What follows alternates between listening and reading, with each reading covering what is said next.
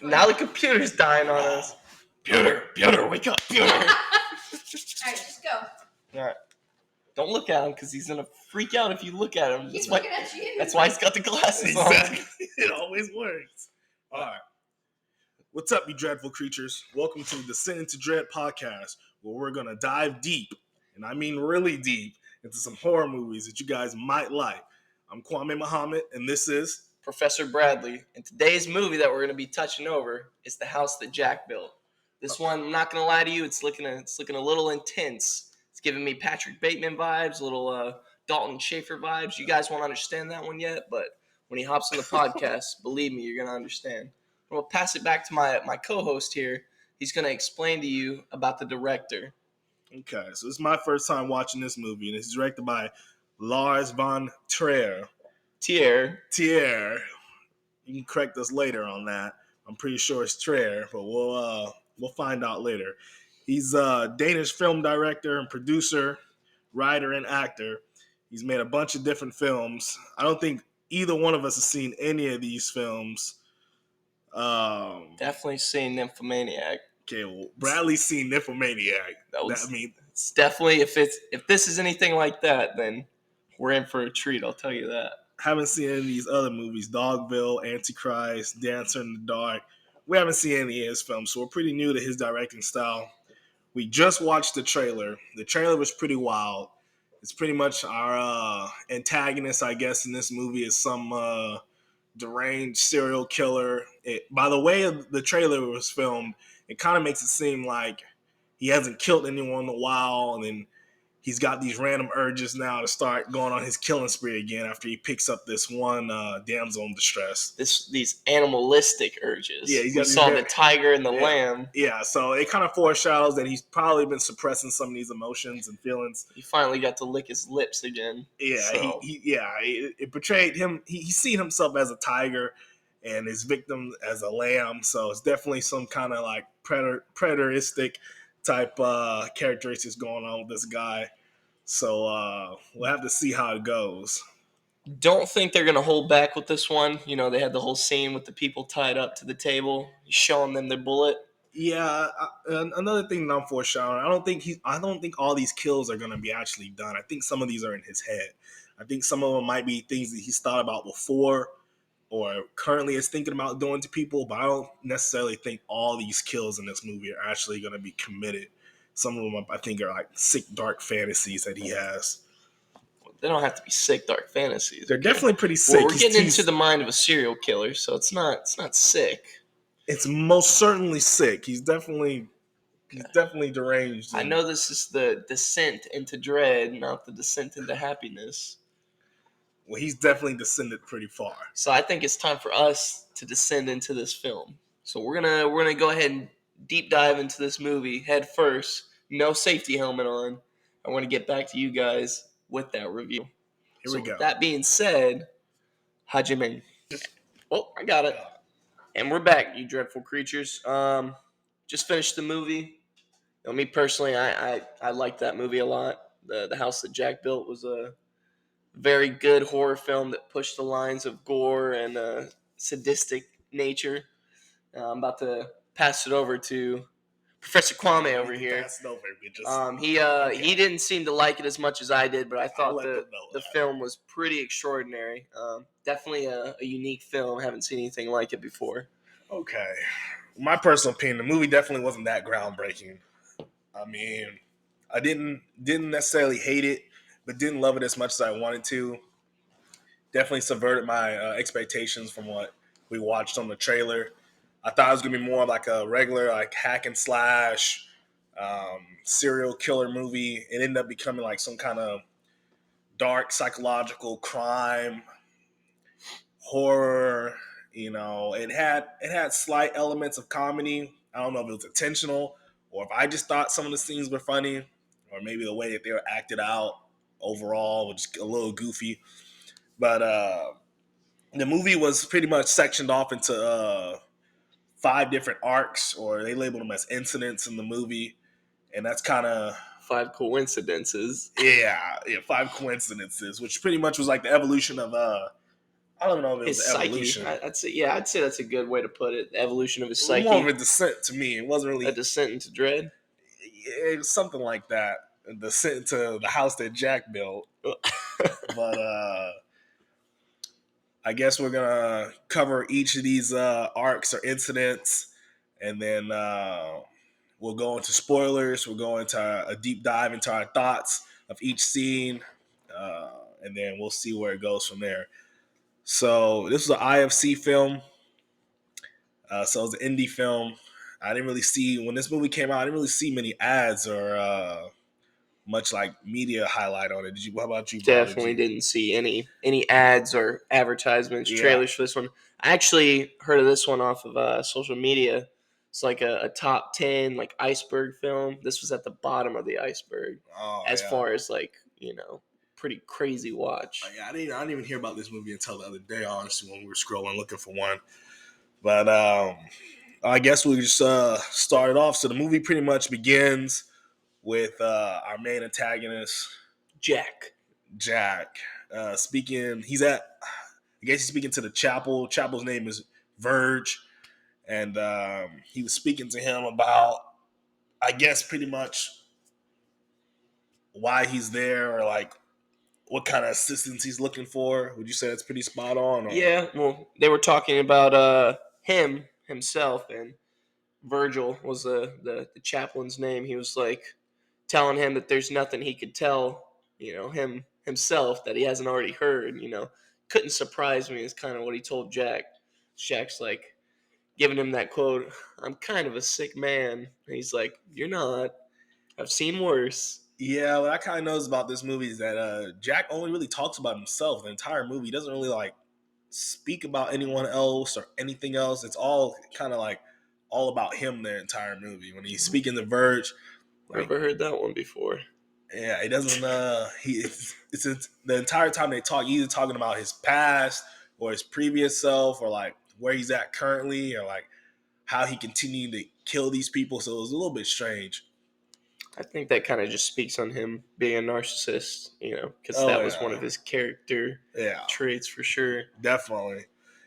So It kind of breaks right into incident one immediately. He's driving down the road. I have here 12 years written down. Was his first kill 12 years ago? Is that how long he was doing it? No, that was like his timeline. He went 12 years. Wait, we're gonna have to cut this part out because I don't know what you're talking about. 12 years, 5 incidences. Okay, that's because you didn't take any notes. Forgive him for not taking any notes, but that's regardless. Okay, you have to. Okay. You have to. Okay, there was definitely 5 incidents as he mentions. Right. Well, there's 5 incidences. I guess that they took place over a 12-year span. I'm pretty sure they did. That's pretty cut and dry. I don't think you would have wrote it unless. But yeah, I mean, if you wouldn't have fell asleep during the first arc, Yeah, would have paid attention. yeah. But anyway, the first kill, he's out on this snowy path road. Oh, you gotta leave it. You gotta bring in the part where it's the state line. He's on a state line. I was not tracking him on the state line. Remember, because he says I drove a car past the state line, so the coincidence couldn't occur. Oh, I did not know that. I did not remember that part. State? Did it say what state he was in? Or? No, so he was in like wherever he was living. They didn't really give us like where he was at. Yeah. But no, so he was driving down the road, and he just so happened the bitch was parked right there on the state line. So he just drove her car into the woods. It was on the other state, so that way the local cops couldn't, investigate into it. Oh, that's interesting. I did not catch that. That was one of the first coincidences that I noticed that made me question whether or not we were in reality or in Jack's brain. Interesting. Okay, so he pretty much sees this chick. Her car has a pop tire. She's stuck on the side of the road. It's super snowy. He's driving this old maybe not 90s, like 70s red hippie van. Oh, it's definitely a rape van. It's pretty gnarly, dude. Okay. It's pretty gnarly. All right. So yeah, he's rolling around in one of those, and this chick is waving him down on the road. It's like, oh, can you help me? My tire's blown out, and she was. I'm not gonna lie, I did not like this chick at all, dude. For lack of better terminology, she was being a fucking bitch, dude. Like I've never seen someone so persistent to like get help like in like a rude way, dude. She was constantly like he did not want to help her. He was very, very open about not wanting to help her, and she was just like, "Oh, you're just gonna leave me here? I'm just gonna stay here." Like, Oh yeah. Well, she also did the whole serial killer thing, try to play a game with him, like, you look like a serial killer. yeah. So this You this sure bro- do act like a serial killer. so after she like pressures him to get into the car and take him to the local blacksmith, she instantly starts telling him like, "Oh, like my mom told me never to get in the car with strangers, because it's definitely a mistake for me to have gotten in this car with you because you're a serial killer. Like you look like one, et cetera, et cetera." She's constantly provoking this man in the strangest ways possible. Like I'm telling you right now, if some broad ever told me, "Oh, you look like a serial killer," and just saying all this stuff in the out like open to my face, like I would be pretty offended. Oh, I'd be pretty pissed off. I would definitely kick the bitch out, dude. yeah, so he ends up driving her to the blacksmith to fix the jack because the turn, I guess the whatever the terminology is, the thing that turns the jack to crank it up is broken. So he takes her there. The blacksmith supposedly fixes it, but Oh, she was being a bitch to the yeah, blacksmith she too. started yapping to the blacksmith. So I'm guessing he didn't do too good of a job Definitely didn't. because it breaks the jack again. Yeah. So then she just gets in the car this time. She's like, Which I need you to take me again. Oh, He's like, yeah. I can't. I have a doctor's appointment. I think was the metaphor with the jack breaks is when Jack breaks Oh yeah, that's because she had him down there cranking that tire, dude. And it just snaps, and he instantly gets pissed off about it, dude. He's not having it whatsoever. Like he's just not okay with it. And then he tells her like, "Okay, you got to figure something out." She's like, "You just gonna still leave me? Can you take me back there one more time for the one time?" And he's like, "I really shouldn't." And she just hops her ass in the goddamn van, dude. She just hops in there, dude.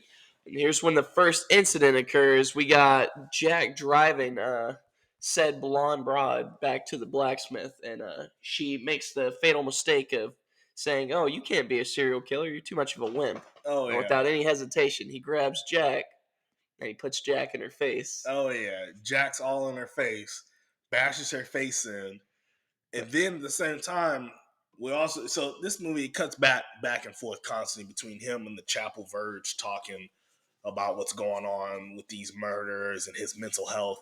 So it cuts to him being like, "Oh, so you used the jack on her," and Verge is over here, you know, asking like why he's using the jack and bashing her face, and it's quite strange. And it cuts back to Her face bashed in her with face a massive completely, hole. completely bashed. Keep in mind we're talking a lot about the movie, but the practical effects that went into this movie were pretty gnarly. Yeah, the practical effects did look pretty good. I'm not gonna lie, I did. Her face looked pretty gruesome the way he bashed her in with that jack.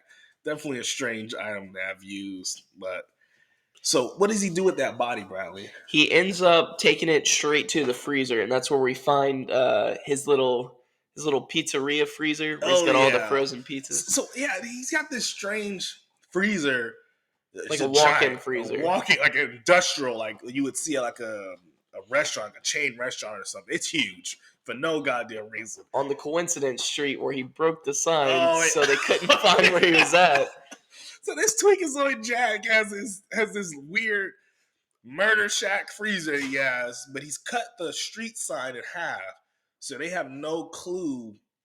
For some reason, I don't know what town he lives in, that they don't know where these streets are. I'm pretty sure Google Maps will tell you regardless where the streets are, regardless of the signs cut in half. But for some reason, he thinks, they won't find me because they can't read this cut in half sign, which I'm pretty sure if any city official saw the sign cut in half, they would definitely go fix that. So I don't know what's going on with that. But yeah, he takes this broad back to the deep freezer. He's got all these cheese pizzas that he hates. He comments on how much he hates these pizzas, but he's got easily a couple hundred of them just in that freezer. Doesn't make any sense whatsoever. There's two doors inside this freezer. One that he goes in and out, to stuff the bodies in, stuff the stiffs in. and he bolts the door. He's actually a welder. He welds the door shut pretty well. But then there's the back door that doesn't work at all for some reason that he doesn't have access to, which I don't know why he doesn't have access to. At all, if you're a welder, I'm pretty sure welders have tools to unweld things. So I don't know what's going on with that. But he attempts to get into there, but he can't. I also think that room is a metaphor. I just think it was, blocked off from the other side, and that, at the end when he's don't want to Okay, get too far ahead of Okay, myself, yeah, but we'll get to that we'll when just we say get that there. the second door was a metaphor for something else. Yeah, the back That's door. my The interpretation. back door is normally a metaphor for something else. Yeah, you can't go through the back door unless you've been there for a while. Yeah. So after he stuffs the stiff, how does he end up moving on? We cut to the second. Yeah, incident so after we that, right? cut to probably they didn't give us like a timeline, but it's probably like a couple of weeks, maybe even a month of him outside some chick's house, Yeah, 'cause and he's scoping out his prey. yeah, he's still pretty young in this. As the movie progresses, he definitely gets older. He goes through a lot of different like phases and like looks through this movie. But he's definitely still looking young in this part. And they definitely flash the screen with second incidents, and I think this incident alone is like the most important part of the movie because you learn a lot about Jack through the second incidents. His desire to kill again, and he's learning through the killings as he goes. You can definitely tell how inexperienced he is with this kill that happens next. And not only that, you start to learn his quirks and how they play into him getting caught or potentially getting caught, as you could say.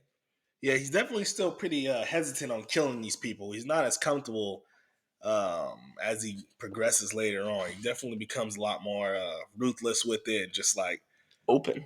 Definitely open. and less empathy for just doing it. Just essentially no fucks given at this point. But yeah, Bradley, go ahead and explain how he kills the second broad. So I'm guessing he stoked her.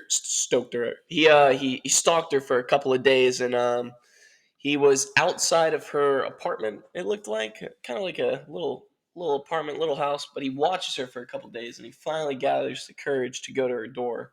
At first, he pretends to be a cop. He knocks on the door. He's like, Yeah. "I'm a police officer, and I know I don't have my badge, and that's suspicious, but you should let me into your house." And obviously, the woman is hesitant, and they kind of go back and forth. And he obviously realizes this isn't going to work, so he switches it up. He notices a dead picture on the wall, or picture on the wall of her dead husband. So he instantly goes, "You got a pension, right? I can double it. Oh. I can fix that." And the greedy bitch goes, "You can double my pension? Why didn't you say so?" Lets him Yeah. right in. So crazy. So he walks in and he's looking around and he's scoping around, and I guess in his mind, he's like, "I got her now." So without any hesitation, she turns her back and he immediately goes for a choke. Kind of fumbles the first choke and he falls. he gets on top of her and he strangles her. I'm assuming what happened was he cracked her spine, and then she started tweaking out, started twitching, trying to do sit-ups like the Undertaker to get up. She's trying to resurrect herself. So he sees this and he starts like tweaking out, like, Oh, yeah. oh fuck. So he puts a pillow under her head and he realizes, oh shit, I gotta kill her. Yeah. So he stabs her. Yeah, he stabs her. It was pretty crazy. Right in the solar plex. It was pretty crazy. Then it's cleanup time for Jack. Obviously he's gotta, start, cleaning up his murder, getting it ready. He posed her. Remember, he put her on the chair and posed her. Oh yeah, that we do find out about the camera right then and there. Yeah, does he have the camera with him? Oh yeah, he pulls it out, yeah. his little pocket. It's old His negative pocket camera. Old ass negative camera. I'm talking about like it is old as shit. Like he's got to develop these photos himself. I still don't know what year this movie's really taking place. It really doesn't add up because there's a lot of things that are. It's definitely older because not to jump ahead too much, but the cop cars were old. They were still square. Not only that, I think the part we're leaving out is there's certain like instances of the movie where Jack will be standing in front of his van. He'll do a cutaway to that. He'll have flashcards in his hands. Yeah. He'll start throwing his character traits to kind of develop, who he is to us, the audience. Yeah, it's pretty weird. Is he doing that while he's talking to Verge too? Yes. Yeah, Yeah. definitely dialogue over when he's going through these flashcards. So we find out that Jack has OCD, which extreme OCD. plays into his first, instance of being in someone else's house, killing somebody. He goes back in and out of the house to clean it up like Way too at many least times. 5 times. Way too many times. It was so hard to watch this. It was like 20 minutes of this man tweaking out, going back and forth outside. He gets ready to get in the van and then loses his mind, sees random parts of the house that have bloodstains that he's already cleaned over and over and over and over again. But there's random parts of the house he has to go back to check. And it's just so tweaked out. It's so tweaked out. He's lifted up the chair, he's lifted up the couch. At one point, he's taking portraits off the wall, checking behind the portrait. Like, why would there be bloodstains behind the portrait, dude? So at least at this part of the movie, we've had at least maybe 5 hours pass of him being in the house. Because when he first shows up, it's bright, sun just Yeah. rose, and then we flash from the negative picture he took. We see the moon in it. Yeah, we see the moon. Yeah. So I think I definitely failed to mention that earlier when he was trying to enter the house. A neighbor drove by, Glenn, and noticed that they were together. Yeah. And so he notices that this fucking tweaker is still at her house. Hours have passed. So he calls the police on him, and the police show up.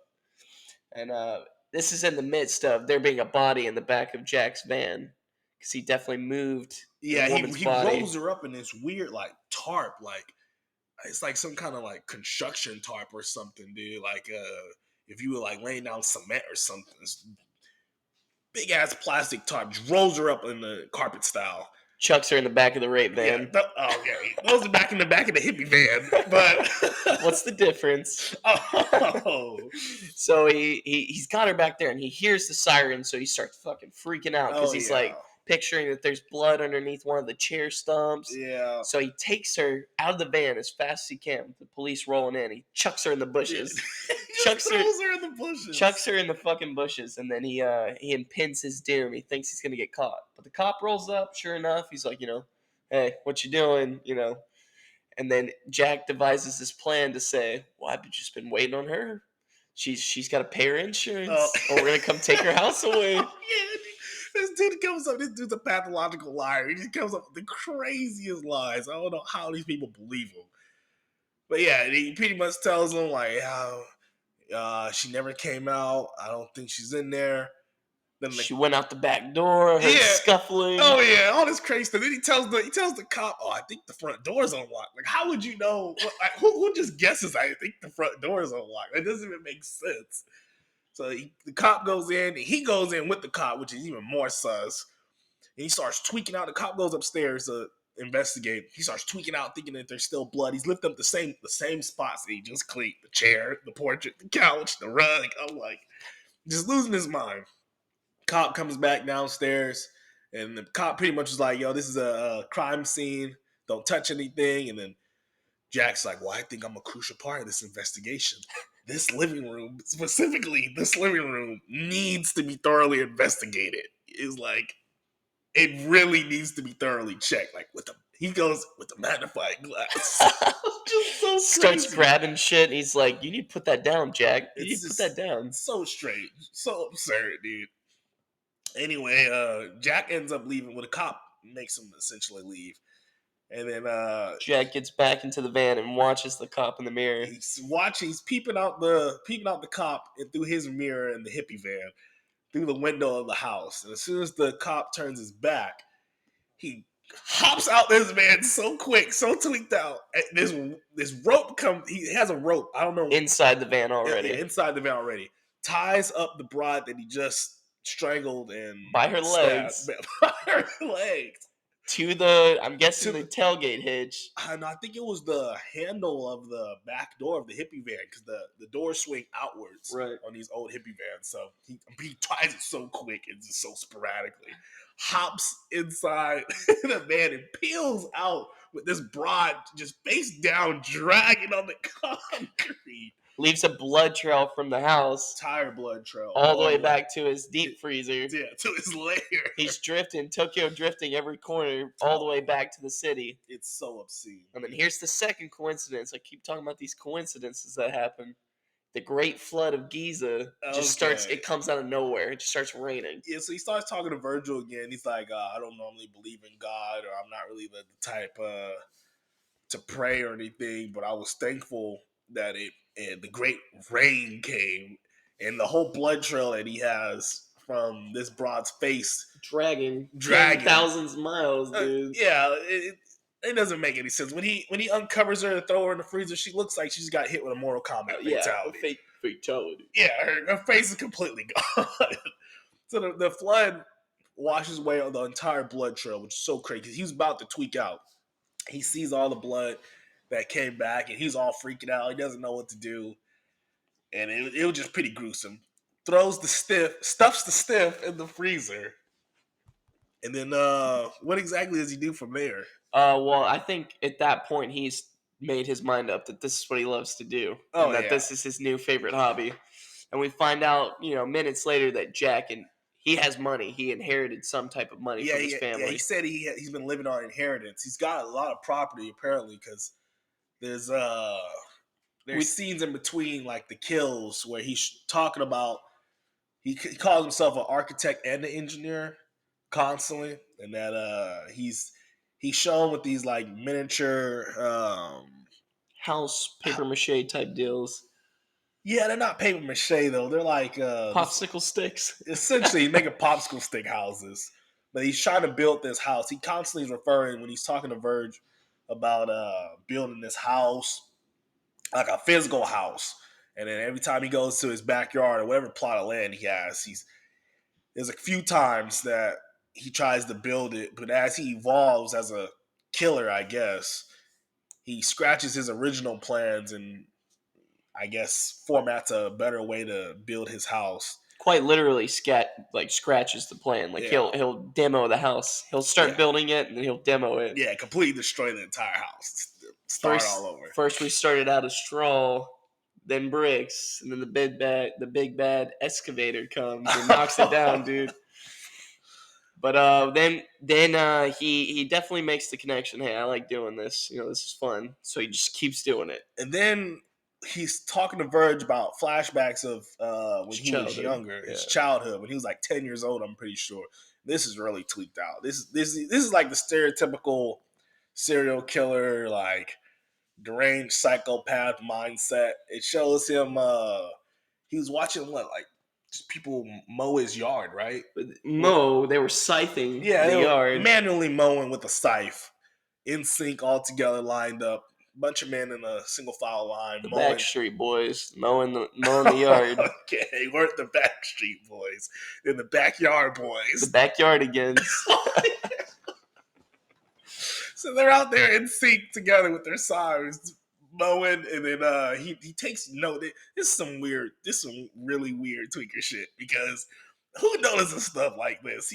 They're out there mowing the yard, and he notices that they inhale when they're clearing the scythe, and then on the stroke of the scythe, they exhale, and they're all doing it in sync.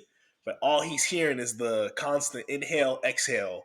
He's like practicing doing it himself. He's sitting on like the lakefront by or a pond. I think it's like a pond front. And then he just noticing like these men doing this, and it's just so strange. Like of all the things to be like intrigued by, like it's quite strange to me. Anyway, he's fishing. He has a fishing net, and in my head, I'm thinking, oh, like the boys just out there fishing. That makes sense. But the duck comes up, and he catches the duck, and I'm like, okay. I'm like, he's obviously gonna do something crazy to this duck, and this is something I commented on the film because usually a lot of films stay away from animal cruelty, but this movie was not shy from any of that nonsense. Bradley, go ahead and tell them what he does to this duck. So he takes in the breath and he practices his breaststrokes, and he takes a pair of I'm guessing garden snippers, and he snips off the duck's foot and throws off its equilibrium. Worse than Daniel Cormier when he was fighting John Jones. Oh! And he tosses the duck back in the water, and the duck obviously drowns because it can't float anymore. This is so crazy to me. I'm like, you're so deranged that you chose. It also shows, I guess, his IQ that he knew that the duck needed both its legs. Both its inhale and its exhale to survive. Essentially, that too. But it just shows that he could have just cut the duck's head off, which that would have killed the insulin. But he seems to like the suffering and he likes to watch the process of someone dying. It's not necessarily just the murder itself, but he likes to watch it. He's very intrigued by that. So that was pretty strange in my opinion. And then Virgil mentions the whole he's just trying to pick his brain a little bit, and he brings up, feeling complete in life, like a family or love. So our movie jumps a little bit, and we got an opening of a warm, sunny day. It appears that Jack is driving into the middle of the woods. When the car stops, he first we get a glimpse of a child exiting the car, which leaves us, the viewer, confused as fuck because this was just a guy that just killed some fucking broad and he was moving corpses around and taking pictures. Now we got a scene of Mr. Grumpy, as they call him. He's getting out of the car. Another child gets out. Then we have the supposed woman he's seen at the time. She exits the vehicle, and we got a picnic setup going on. yeah, I definitely knew this dude was ready to tweak out with these kids, the two kids and the wife, dude. I was like, there's no way. Definitely was a time skip because he had a beard during this one, Oh right? yeah. Yeah, he had a beard. It looked like maybe a couple of years had probably passed by. God knows how he was making it slide with his wife, his alleged wife, that he wasn't a deranged serial killer. That doesn't make sense to me at all. I'm like, I feel like after a while she would definitely catch on, but he's definitely over here tweaking out. He's over here showing them. He was telling his son the difference between hunting and culling.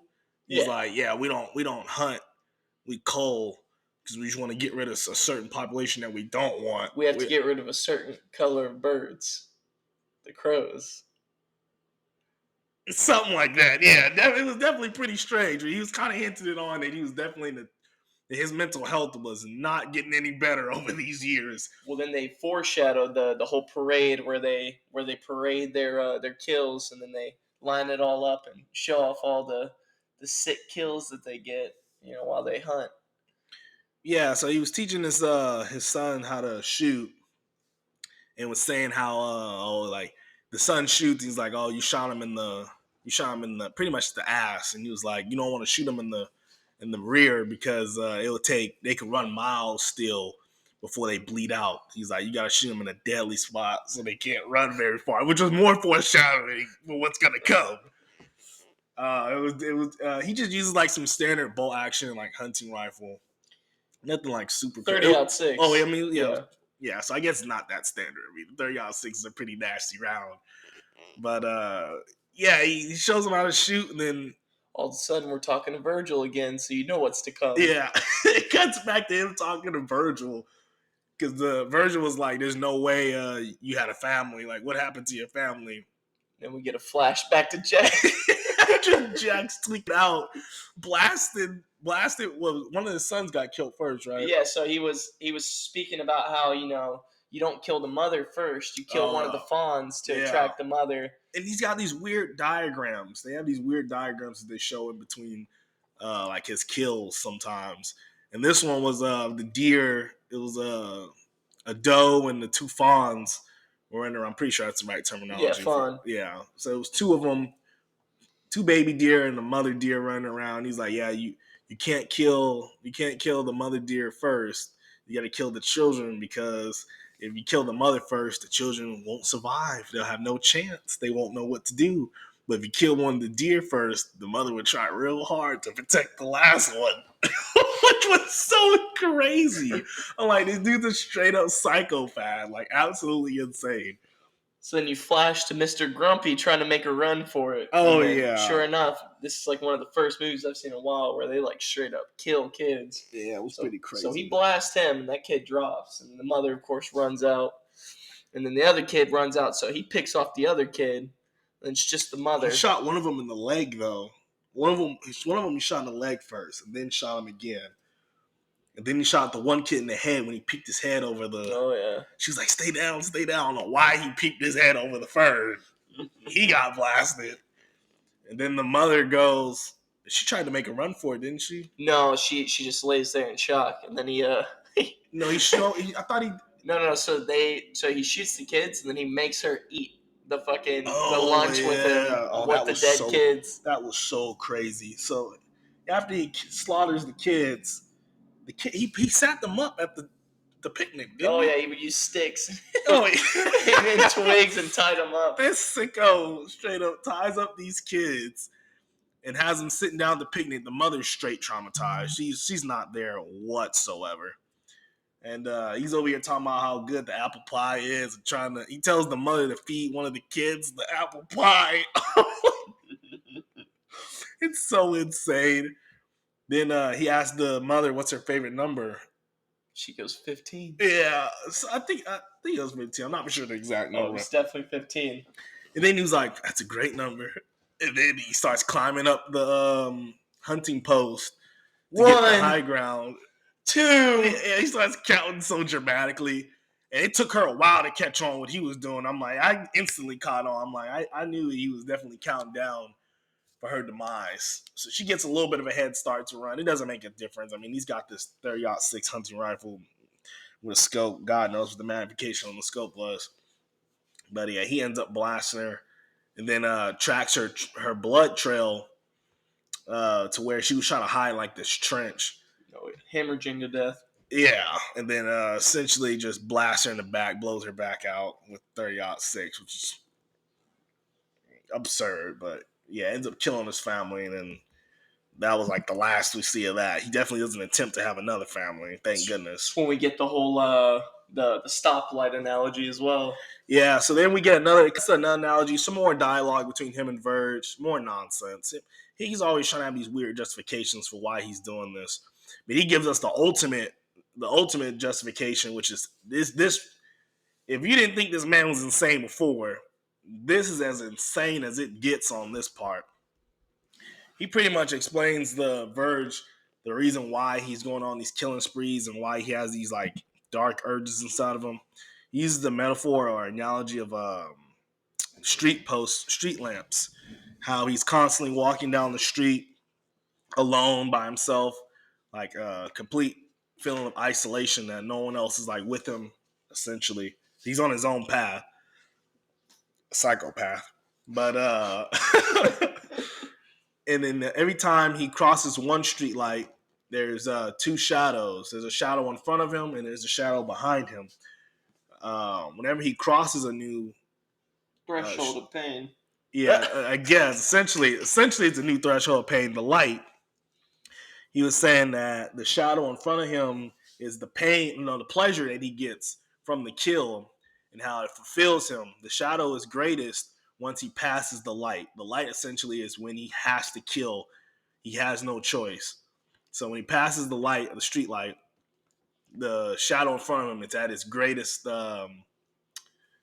size, and he feels fulfillment, happiness.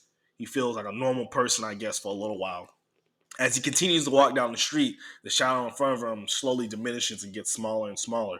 But the shadow behind him grows wider and closer to him. But he describes it as it becomes deeper with more weight, more depth behind it as it approaches on him.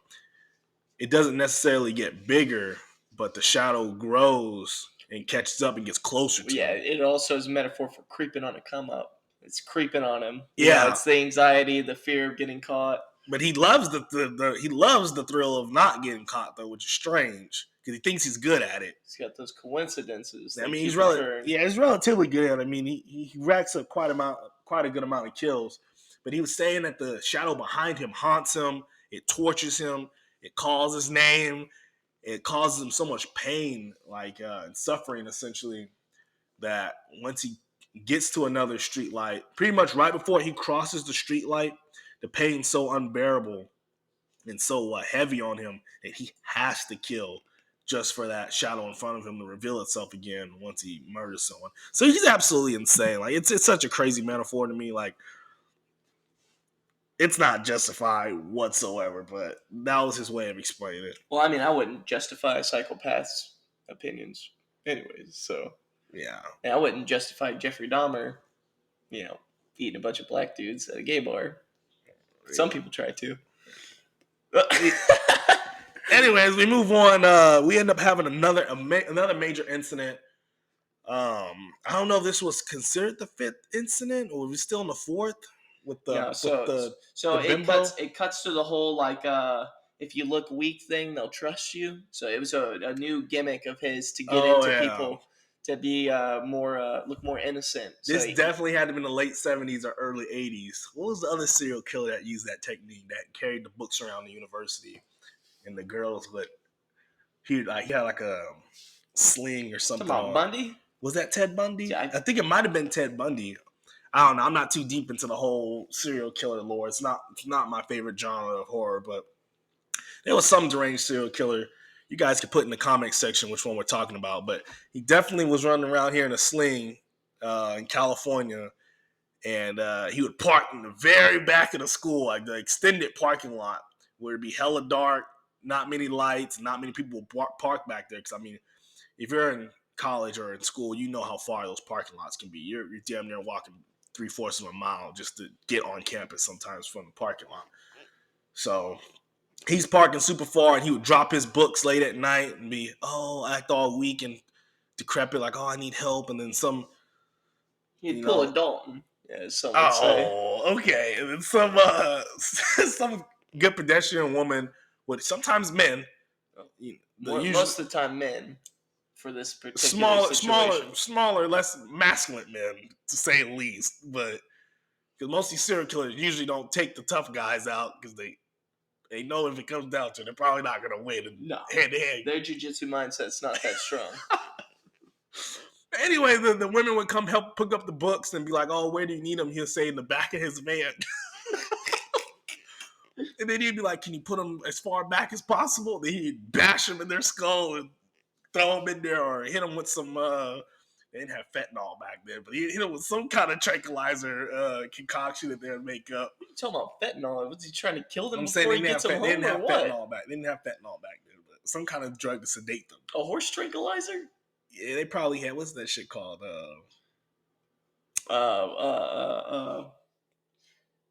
Ketamine. Ketamine, yeah. They definitely had ketamine back in the day. But anyway, yes, this dude Jack, he's on that type of time. He's running around here now, acting weak and decrepit. I think maybe it's because he's getting older. It's definitely not that. He's just getting bored. That's my opinion. He's putting on new characters. Oh, speaking of the characters, this dude's so tweaked out. He's such I don't even think psychopath is. You could describe him as sociopath. Better. Yeah, more of a sociopath at this point. He in his bathroom or whatever. He's got all these different pictures of people's facial expressions. Just trying to figure them out. That he's trying them on because he can't tap into his own emotions. Oh, I know someone else like that. He's so desensitized that he has to look at these posters of people or pictures of people, their facial expressions. And he's really forcing his mouth, like opening his mouth to make these facial expressions. It's some of the craziest shit I've ever seen. But yeah, he's over here just trying to figure out like how to make these facial expressions. But yeah, he's doing the whole decrepit thing, running around. He gets this oh my god, this dumb bimbo broad, like this trick. You're token blonde. Yeah, stereotypical blonde. I don't promiscuous. Most women say that men have extremely like red flags that they can identify. This bitch had all of them put in front of her. She just smiles at him. It's like, you're so nice to me. How does he end up meeting her? How does he get her back? It doesn't tell us how, but it tells us that they've been seeing each other for a while and they're fighting. And he comes up with the good idea to play telephone with her. Yeah. So this is definitely in the late 70s or 80s because keep in mind they had hardwired phones because he kept cutting the fucking wires. So pretty much he gets her. He gets this girl. Oh, that was his house, right? No, that was her apartment. That was her apartment? Oh yeah. Wow. Oh wow. No way he had full control over her like that, dude. Definitely need to mention that they were like arguing at the beginning because he's like playing with her emotions. Like she can't quite figure out what type of time he's trying to be on. Oh yeah, yeah. He's learned how to gaslight pretty well. So he tricks her back into, it ain't nothing but a good time. So they're sitting on the couch and he starts to kiss on her and he takes her shirt off. He grabs a marker and he starts outlining her tits. And she just looks at him, just lets him do it. She goes, "You're weird, but I like you." He comments on how much he likes her breasts, which is very strange. And then He starts tweaking out, per usual. But they had like another argument. She tries to leave, remember? Oh, yeah. She tries to leave, and then she goes and tells the cop, I think this dude's a freakazoid. There's something wrong with him. He comes out. At this point, he says, I've killed 60 people. Oh, Oh, no, that's what it was. He goes, I've killed 60 people. And then he says again, I've killed 61 people. And she goes, I thought you said 60. He goes, if you weren't as dumb as a fucking doorknob, you would know that this could change in a matter of minutes. oh yeah, dude. And she takes off. Yeah, she did not like that one. He broke it down to her to the lowest common denominator possible because she was not getting any of the red flags. So she goes and try to Leaves the keys, too. Oh yeah, leaves the keys in the door. In the door. It's dumb as hell. The cop doesn't believe her because he comes down with her, and Jack's like, "Yeah, I'm this deranged serial killer." Mr. Sophistication. Oh yeah, Mr. Sophistication. That's his new alias that he goes by, Mr. Sophistication, which is I didn't like that name. I don't know why he was going with that name. I feel like he could have definitely picked a better name, but anyway, the cop doesn't believe neither one of them, and it was like, "Oh, have you guys been drinking?" And they both said a little bit, but why? And he was like, "You guys need to cool it with some of the drinking. Go home. Go back inside," which is crazy that the cop let them go back inside like that. And then this one shit gets really weird. So as soon as they get back in the room, he pretends to be asleep, which after all of that, there's no way you pretend to go to sleep after that. How did she figure out? She goes to make a phone call to get drugs. Oh, yeah. So they're sitting there. She's like, I got something that'll make you feel better. Oh, yeah. So she do. They were for her because how dumb she was. She's definitely on a couple of pills. Puts it to her ear and realizes it's not ringing. Sees the cord and then tries to creep on a come up to the door. Oh, yeah. Without waking Jack up. She goes. She realizes the keys aren't there to open the door from the inside. Because for whatever reason, her lock locks from both the inside and the outside. So she turns around and there he is, and he goes, "What did he say to her?" Fuck. I don't know what line he directly said to her, but he ends up tying this bitch up with the telephone cord. He says, "Pick a knife." Oh yeah, and he tells her to pick the knife that he's gonna slash this bitch with. Oh, this is so crazy. But the fucking guy ends up cutting both her tits off. Oh, yeah. And he leaves one for the cop that left a ticket on his van. He slides it under his windshield wiper like a ticket, and he makes a wallet out of the other one. Oh, yeah. Completely insane. So then some more time must have passed. We get to Incident 5. So this is Incident 5? We get to Private Powell with the Full Metal Jacket. Oh, yeah. They didn't even show how he collected all those first few people, did it? He just had them lined up. Oh, yeah. So this dude ends up going back to the freezer. We're heading towards the third act of the movie now. Like, probably the last, 45 minutes or so. And then, just keep in mind, this movie's 2.5 hours long. So it's long as shit for no goddamn reason. Half of it is him and Virgil whispering to each other. Talking sweet nothings to each other. So he's got about 4 or 5 dudes on this freezing cold pipe in the freezer, and he's got them all hog tied in, head first, laying he's got their heads all lined up on this freezing cold pipe in the freezer with all the cheese pizzas that's still there. Oh yeah, it's supposed to be a metaphor for when you run out of ammunition or something, executing people is what it was. Yeah, he's trying to reenact some fucking Nazi bullshit, which is so crazy to me. Saving bullets. He's over here telling us something. Yeah, did you know in World War II when the Germans were trying to end the war and didn't have much ammunition left, they came out with some very unique ways of executing people. It's so strange. He's like, I'm just gonna try for experimental purposes. That's what he claims. It's for experimental purposes. I'm gonna reenact one of these executions. Just so happens, though, that the last guy he brought in right before that was a military guy. How did he snatch him up? Because oh no, he was just in the back of his van already. Yeah. He had this dude in the back of the van for some reason, and he was he gets him out. I don't know why this dude didn't fight back. He definitely had a chance to fight back. He let him uncuff himself. He's like, uncuff yourself. Don't fucking move. I was like, there's no way you just let this dude walk you into the freezer of death, dude.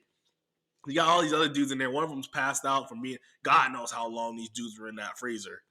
They were pretty cold. They were definitely, their faces were getting pretty frozen, so they were definitely pretty cold.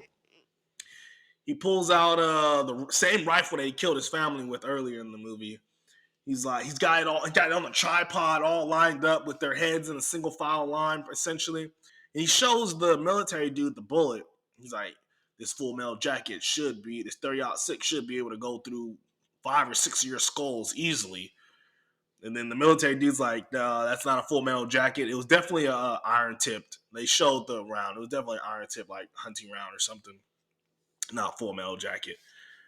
So this man starts tweaking. He starts throwing a fit worse than Kylo Ren.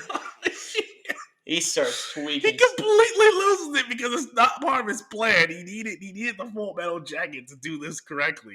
OCD was kicking in again. So he goes back to his ammo plug, some random dude, some Shaq, which has been feeding him all his ammo for God knows how long. Probably whatever other tools of torture Jack's been using to kill these people.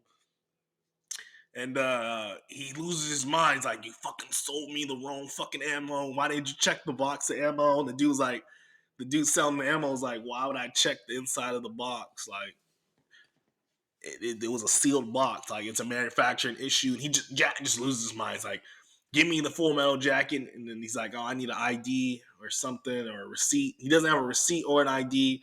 He's like, Jack, you've been coming in here for a while, but I can't like do nothing without the receipt or an ID. He's like, you've never seen my ID, which I don't know what state he lives in that he's able to buy ammo with no ID, because I need to move to that state.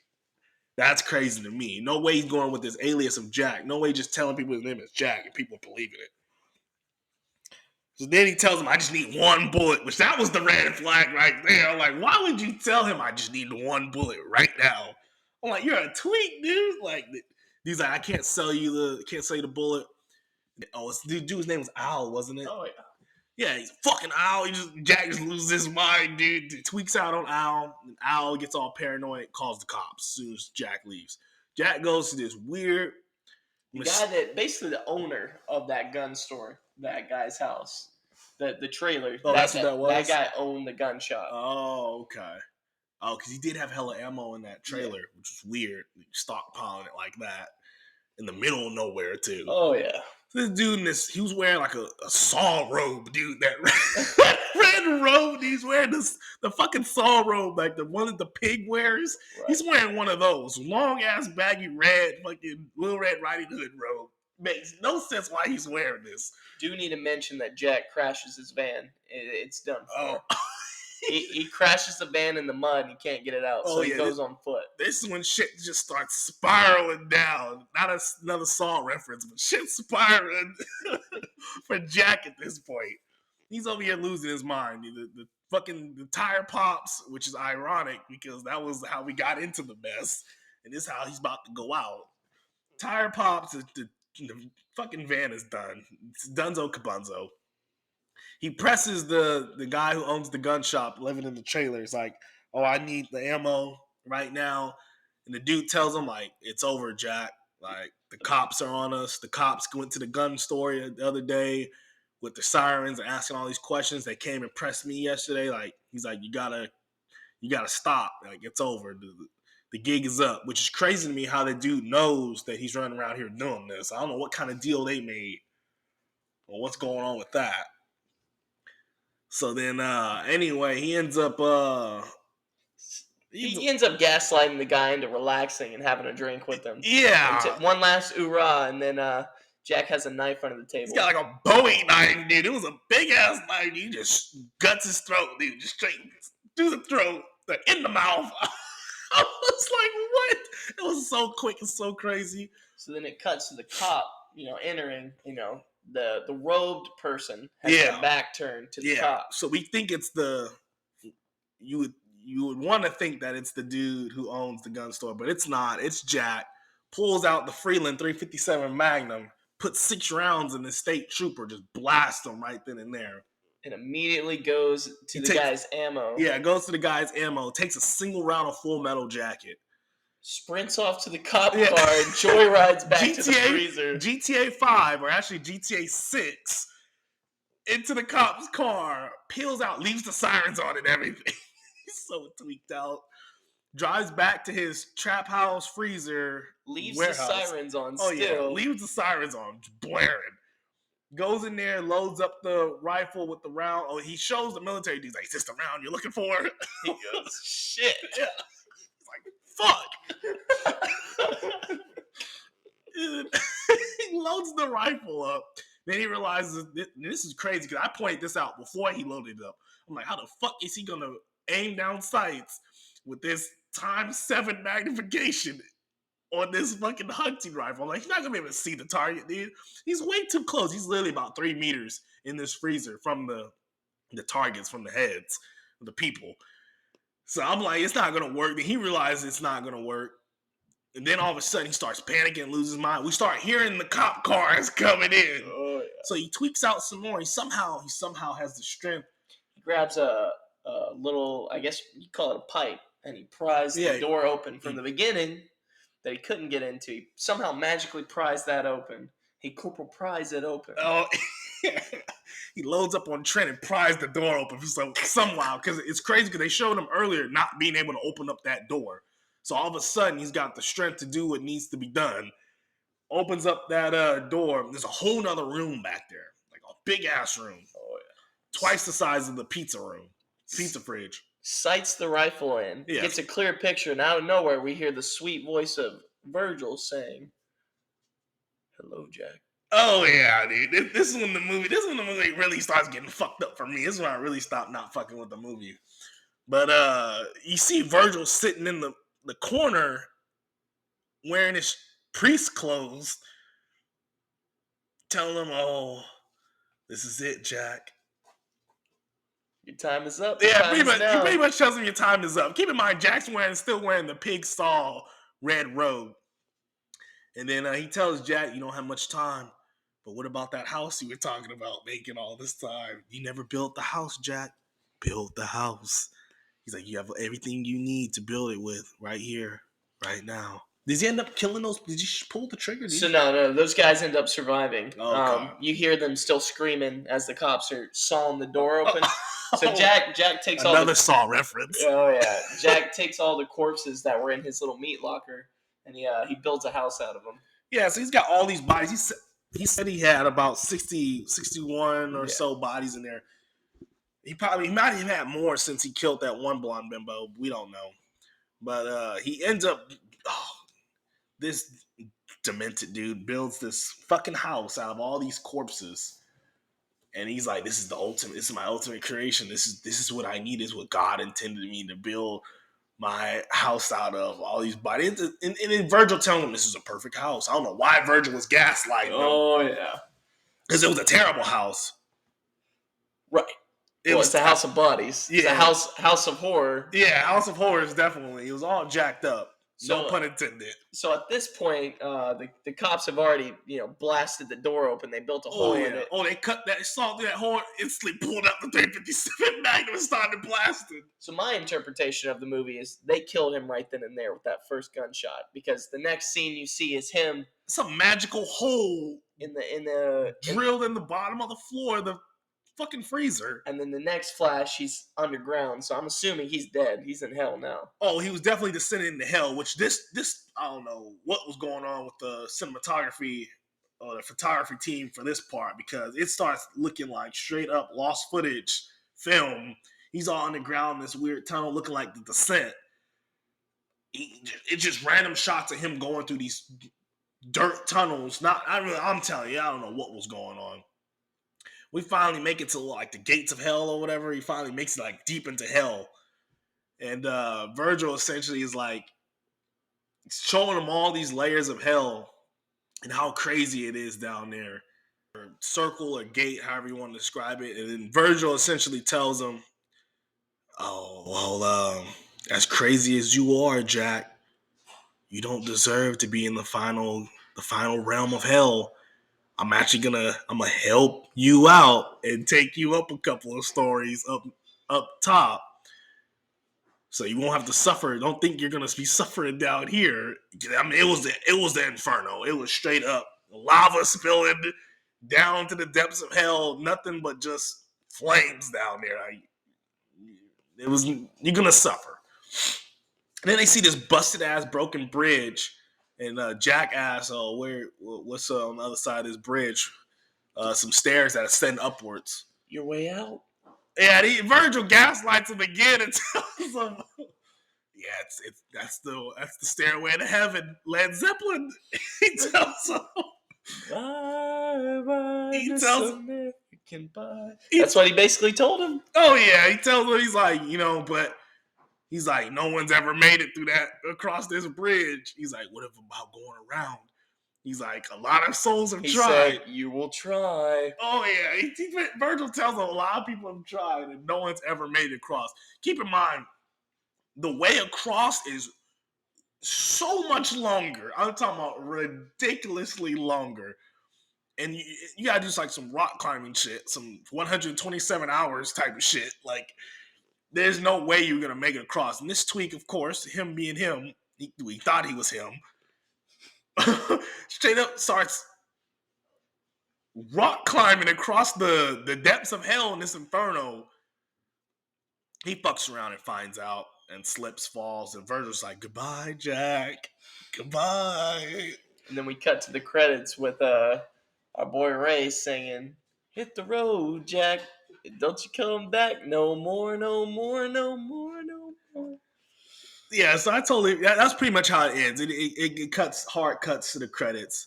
I totally forgot the soundtrack in this goddamn movie was so ridiculous. No, dude, the soundtrack was fitting in my opinion. No, the soundtrack was absolutely ridiculous. I mean, it fits the timepiece, but I just thought they used it way too much. This man was, it was kind of like, I don't know. It wasn't for me. But now that we're at the end of the podcast, we're going to do this is something we're going to do for every episode.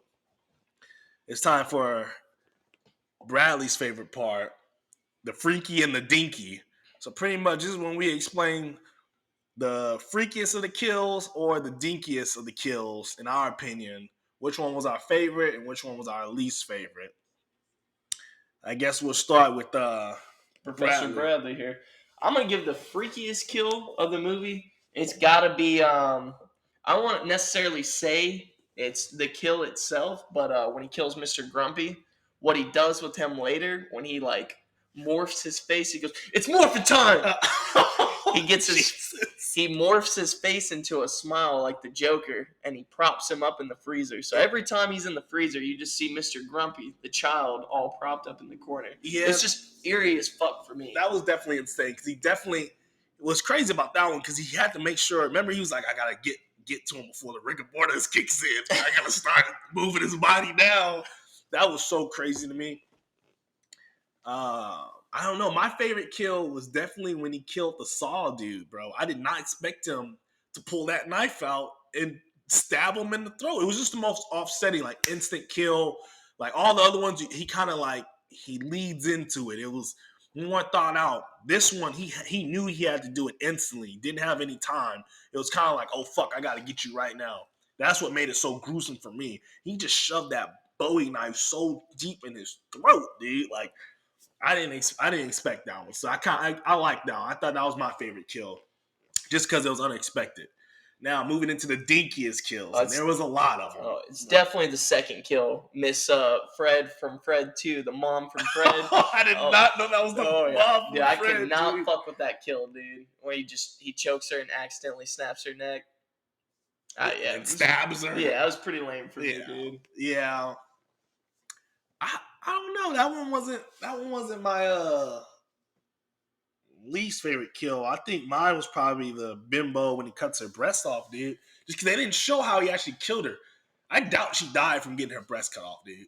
Nah, he probably ended up stabbing her or strangling her. Oh yeah. I just wanted to see it. Like all the other ones, you showed everything else. You might as well show us this. Oh yeah. So I mean, that's why, and I just didn't like that. There's not a lot of characters I actually can't think of any characters in this movie that I actually liked, but she had to go. I was waiting for her to go. She was just a dumb bimbo. She needed to go. The bitch had to go. All right, for our second and last part of the rating of this movie, we're pretty much gonna let you guys know how we felt about the movie. We're gonna give it a rating of whether or not it was a gore or was it a snore. Drum roll, please. I'm gonna give this one a gore. I think it was unique in its own way, and I definitely like horror movies, and this one stood out to me. You know, it didn't feel repetitive. It didn't also feel like everything else. So I like this. I like the uniqueness of this movie. Okay, don't let them fool you because we definitely both like horror movies, but I'm gonna give it a snore, just because one.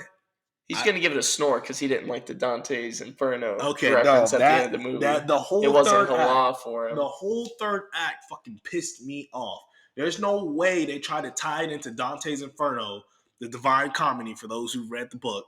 There's no way that they make this whole thing about him doing all this stuff and descending to hell and Virgil being his guide. That shit pissed me off so much because if they wanted to do that, they could have just made that known from the beginning. It's like, why did you wait? Why did I have to wait 2 hours and 15 minutes to get that? And then just for you to give me only 15 minutes of it. I kind of disagree with you in a sense that they didn't let us know from the beginning. They did. It was more of a foreshadow. Because, I mean, he's been talking to Virgil since the beginning. He goes, oh, there's nothing you could tell me that I haven't already seen and heard. How was I going to put that together, dude? Right, and I think that was the big plot twist, in my opinion. That's just the how plot Jack twist. couldn't put that house together, I couldn't put that together. I mean, I guess that's why... The cinematography to me was mid at best. It wasn't that great. It did have a lot of weird cutaways, especially at the beginning. Way too much unnecessary imagery. The entire third act was literally just photos of all these dictators and Hitler and all these masks. Some ass spanking from necrophiliacs. Yeah, and then the director starts promoting his own goddamn movies, which I'm like, I get it, sure. But because, I mean, who's going to pay for rights for other movies? I get it. But at the same time, it's like, what? You have it became almost like a social commentary towards the third act. I'm like, the first act was fine with me because he was actually talking to other characters. There were actual characters that did stuff in the movie, and then it just became the Jack descending into madness. Like, it just fell apart for me. I couldn't. There was no need to make that movie 2.5 hours long. Yeah. I can agree with you on that. Well, you dreadful creatures, y'all need to tune in next Freaky Friday because we got something special coming for you. I need you guys to stay tuned. It's going to be a surprise at the end of every podcast. We won't be teasing the next movie. You'll just see it when it appears out of the abyss. Very well. With that being said, stay nasty, stay dreadful. Keep those lips moist. And we'll see you next Freaky Friday. Hajime Namasawa.